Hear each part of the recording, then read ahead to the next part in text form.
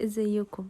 هعمل معاكم كيكة البرتقال بطريقة سهلة واقتصادية جدا، وما بتاخدش اي مقادير كتير وطرية وهشة، وريحتها تقلب البيت، جميلة جدا. اول حاجة هكسر بيضتين،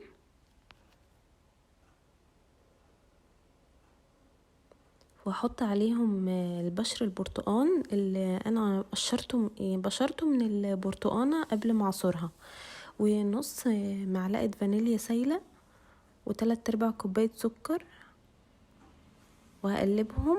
هضربهم بالمضرب كتير جدا لغاية لما يبقى قوامهم كريمي بالشكل ده.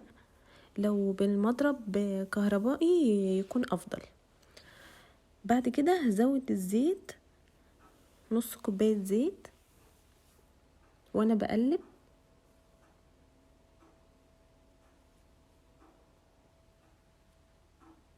بعد كده هبقى جايبة معايا 2 كوبايتين دقيق، ومعلقتين صغيرين بيكنج باودر، وربع معلقة ملح.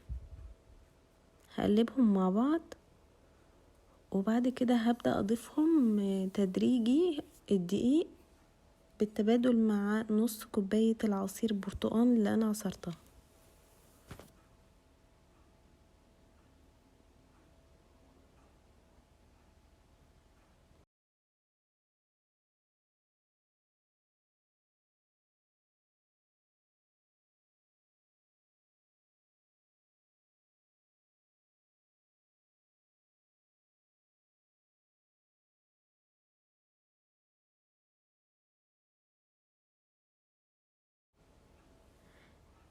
لما اخلص الدقيق خالص يدوب هقلبه بس يختفي الدقيق، ابقى يعني اتأكدت ان هو امتزج مع العجينة، وما اقلبش كتير عشان الكيكة تطلع طرية في الاخر. التقليب بيخلي الكيكة ناشفة.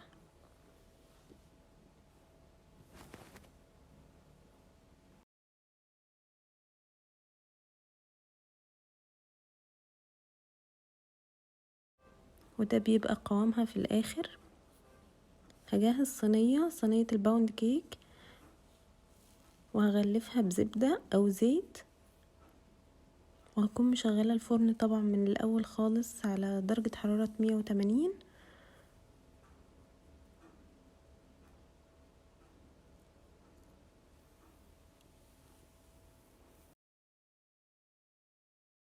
وهدخلها الفرن لمدة نص ساعة.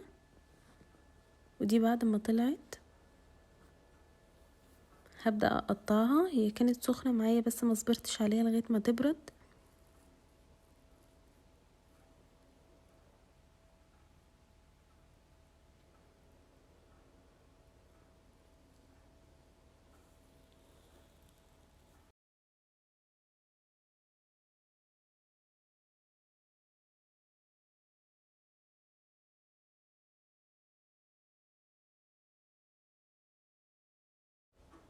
جربوها وهتدعولي.